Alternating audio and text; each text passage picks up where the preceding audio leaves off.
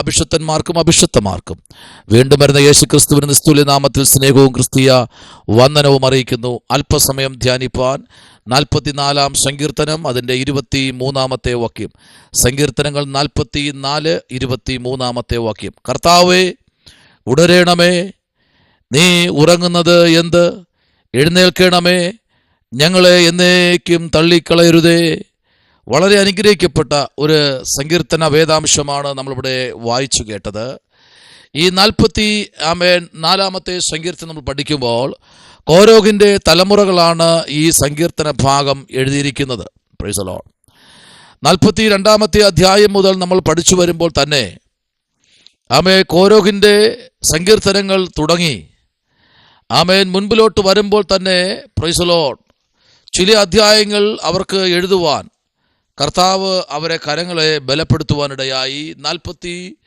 49 അധ്യായം വരെ അവർക്ക് എഴുതുവാൻ കർത്താവ് അവരെ ബലപ്പെടുത്തി. അപ്പോൾ തന്നെ ഈ 44 സങ്കീർത്തനം നമ്മൾ പഠിക്കുമ്പോൾ അതിൻ്റെ 23 വാക്യത്തിലേക്ക് വരുമ്പോൾ പറയുന്നത്, കർത്താവേ, ഉണരണമേ, നീ ഉറങ്ങുന്നത് എന്ത്?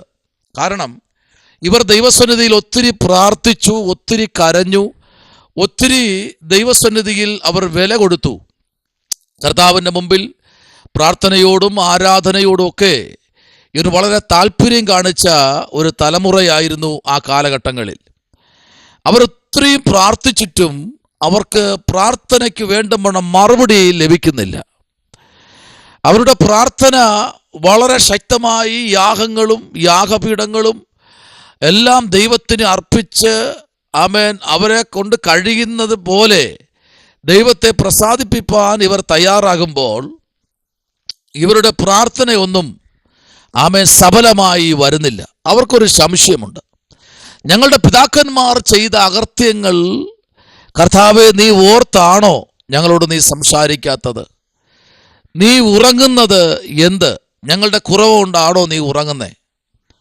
അല്ലേ ഞങ്ങളുടെ പിതാക്കന്മാർ ചെയ്ത പാപങ്ങൾ നിമിത്തമാണോ നീ ഉറങ്ങിയിരിക്കുന്നത്? നീ ഞങ്ങളോട് മിണ്ടാത്തത്, നീ ഞങ്ങളോട് സംസാരിക്കാത്തത് എന്നൊക്കെ ചൊല്ലി അവരെങ്ങനെ ആ ദൈവത്തോട് അവർ സംസാരിക്കുകയാണ്. എന്നാൽ 19 വാക്യം വായിക്കുന്നത് എങ്ങനെയാണ്? ഞങ്ങളുടെ ഹൃദയം സ്തോത്രം പിന്തിരിയുകയോ ഞങ്ങളുടെ കാലടികൾ നിന്റെ വഴി വിട്ടുമാറുകയോ ചെയ്തിട്ടില്ല. Praise the Lord.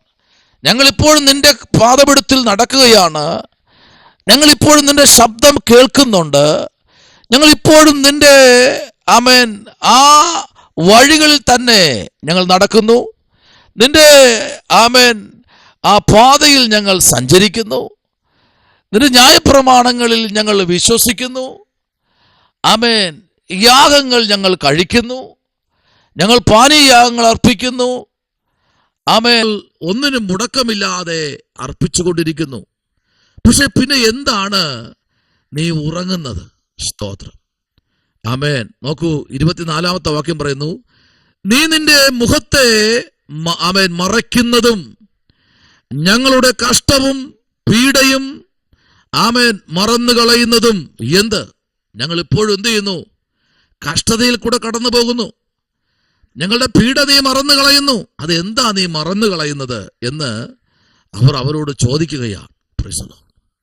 ദൈവകുഞ്ഞെ, നിന്റെ പ്രാർത്ഥനയ്ക്ക് മറുപടിയുണ്ട്.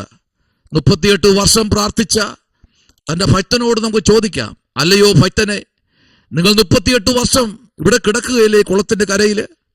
ഒത്തിരി പ്രയാസങ്ങൾ നിങ്ങളുടെ ജീവിതത്തിൽ കടന്നു വന്ന് കാണും. ഒത്തിരി പ്രതികൂലങ്ങൾ കടന്നു വന്ന് കാണും. നിങ്ങളുടെ കൂടെ ഉള്ളവരെല്ലാവരും സൗഖ്യമായി പോയി. നിങ്ങൾ ഒറ്റപ്പെട്ട് കാണും. Praise the Lord. പിന്നെ എന്താ നിങ്ങൾക്കൊരു വിടുതലില്ലാത്തത്?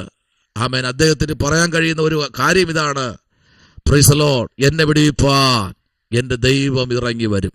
Praise the Lord.